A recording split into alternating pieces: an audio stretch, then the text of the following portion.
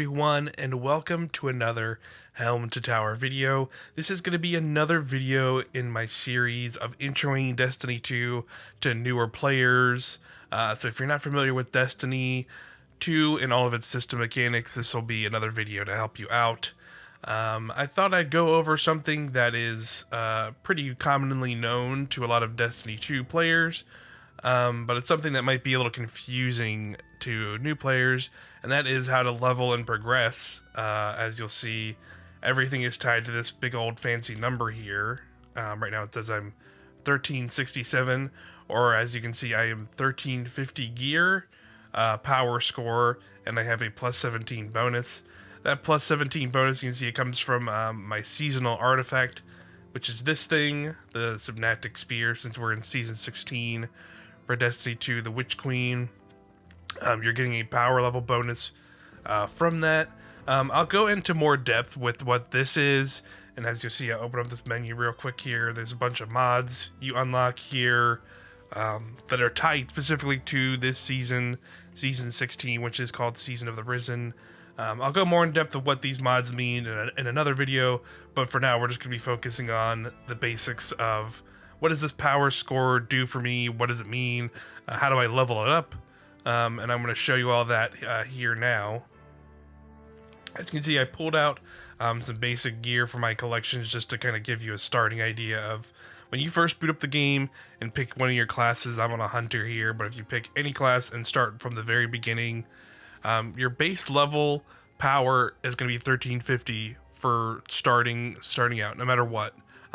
This starting power will let you kind of just jump into anything, really. You can, at that 1350 power, you can, if you just are jumping in and starting the Witch Queen, the campaign, you can immediately jump into it and start playing. They do this pretty much with every major expansion each year, is they kind of like jump up the power level and recommended power for activities, and they kind of match everything to where it's at currently, so that way you can level and do the new activities that are coming out through the expansion and through the season.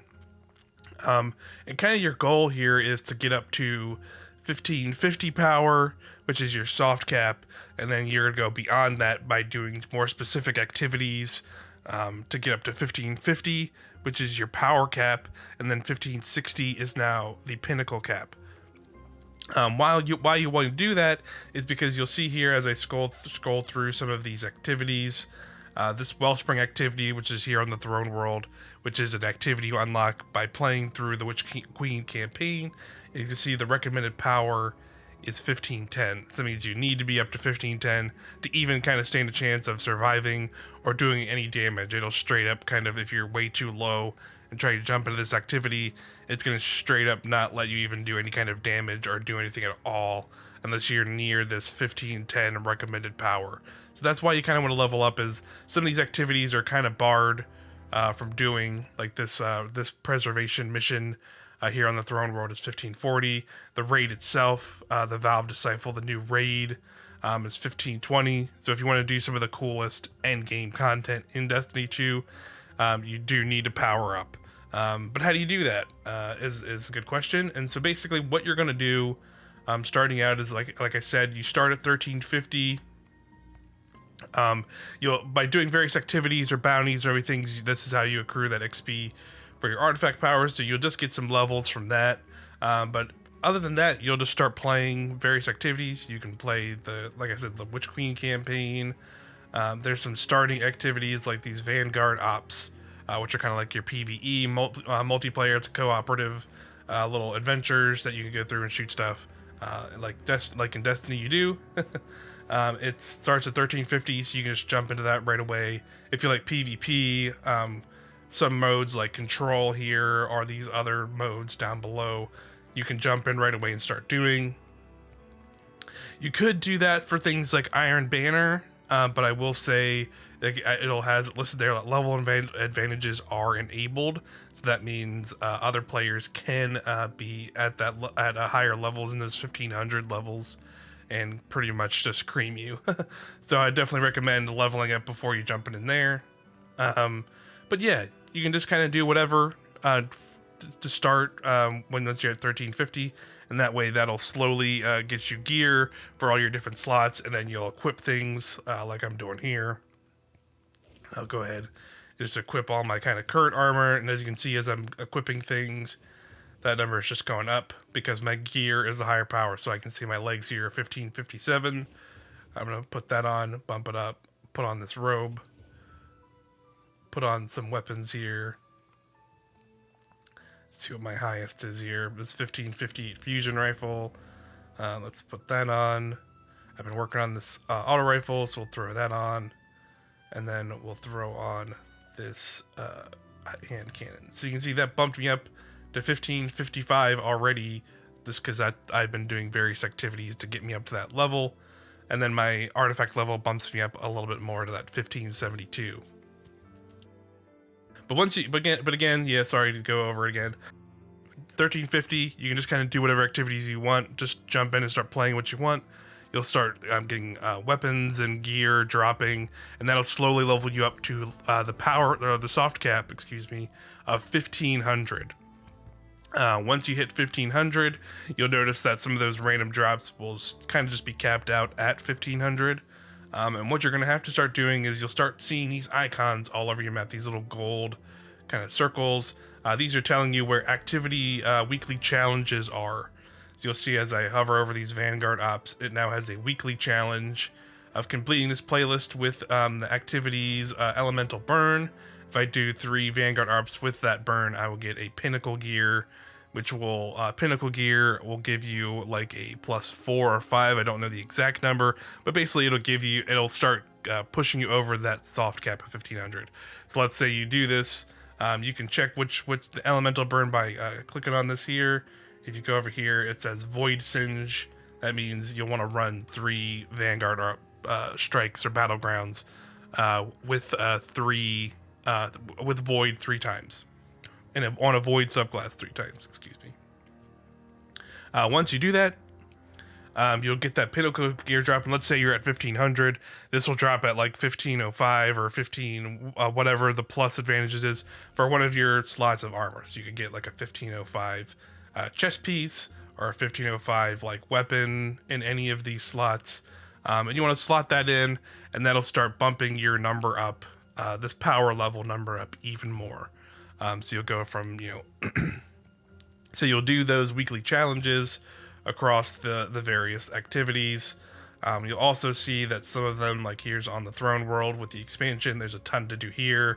Like this weekly story mission that also unlocks after you've completed the Witch Queen campaign. This will give you, for completing any mission on any difficulty for the first time each week, will just give you a powerful tier, which that will not bump you up as much of a pinnacle reward, but will still be a number bump as you level from the 1500 soft cap up to 1550. And once you hit 1550, it'll only be pinnacles that will keep pushing your number up. So something I always recommend to new players, and it's kind of the standard process now for a lot of Destiny people, because this kind of has been the power leveling system in Destiny since pretty much it started in some way, shape, or form. It's had some minor changes, like the artifact was not always there, but this kind of is the same kind of loop, so to speak, is you want to start with powerful rewards first. So you'll want to do, so let's say if you have these, it's like here's a weekly challenge to complete 2 altars on the Throne World. If you do those, you'll get a powerful tier 1. Then you'll want to run 1 weekly mission. Then you'll may want to run a couple Wellsprings. And then you can do some other things, like here's the seasonal activity, going in here and opening up some runic chests from this activity, which is the new seasonal activity, Psyops Battlegrounds.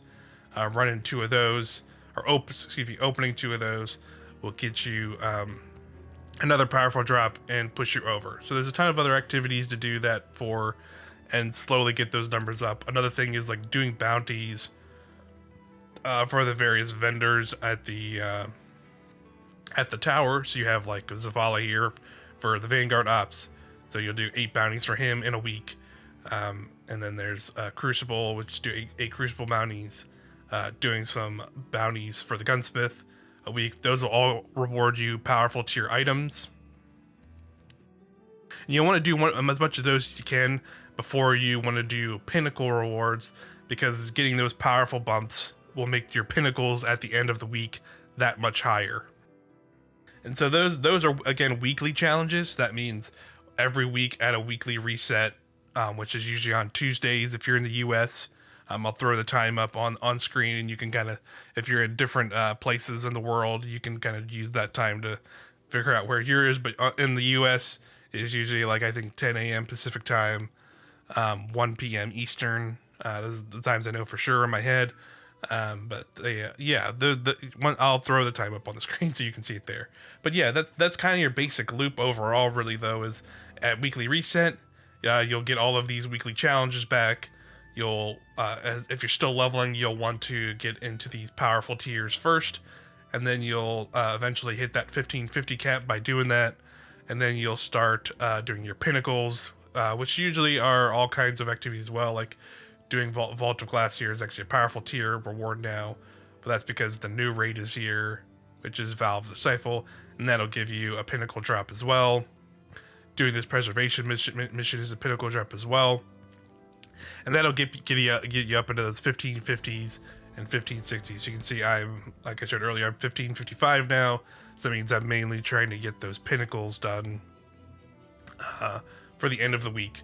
And that way I can get different drops in my different slots and keep leveling myself up. And I'm hopefully nearing that 1560 pinnacle cap, which will then put me, close to 1580, which will be nice because you'll see kind of what some of the main reason you want to do all that is because you have stuff like Nightfalls, which are, once you get in these higher tiers, they're 1580. But you'll see the rewards are much better. Like, you commonly get exotic armor pieces to drop from this. Armor materials like enhancement prisms, ascendant shards, particularly nightfall weapons, and probably like, a little bit after this video, you'll have Grandmaster, which is like the highest tier.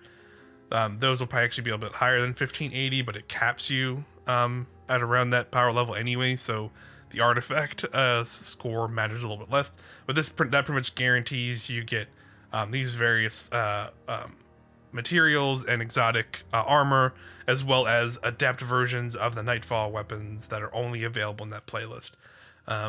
Same thing for like, a master version of this raid will drop from Valve Disciple at some point, and that is a higher tier. You can already see, I think that exists already for Vault of Glass. So you can see straight up the master 1590 reward tier for Vault of Glass. You can see it adds a lot more difficulty tiers, but also gives you like unique rewards like this. It gives you focused armor for stats, as well as time lost weapons, which I don't have one of me on the moment. Actually, here it is. Time lost corrective measures here. As you guys can see, it has four unique perks. It has unique mods that you can only get via that version of the weapon. So it's basically just better tier rewards for those higher difficulties. So it's stuff you want to strive for, that the end game activities are some of the most fun in Destiny for sure. In my personal opinion, they definitely involve having groups of people to play with sometimes. So if you're not much of a people person or have a group to play with, that getting up to pinnacle tier maybe matters a little less. But at the end of the day, this is just a video to give you an idea of what to go for and why you need to level, and kind of the basics of it. This system has existed in for Destiny a while.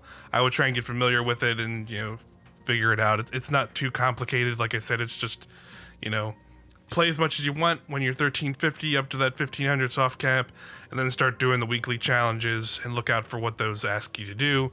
Most of them are just play the activities, and they'll start dropping you higher numbers and rewards. And that's pretty much all you got to do. And that's going to be the video. It was a pretty simple one overall, but again, you start at that 1350 base level. You go to 1500, your soft cap, just by playing. You start doing the powerful reward weekly challenges on all the activities across the game, and that'll slowly get you up to that 1550.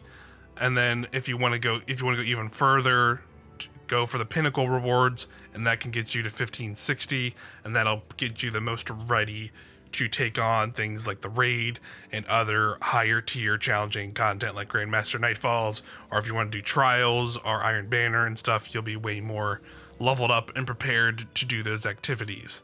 But anyway, I hope that helped you get a basic idea of how the leveling works in Destiny. Thanks so much for watching, and we'll see y'all next time. Bye.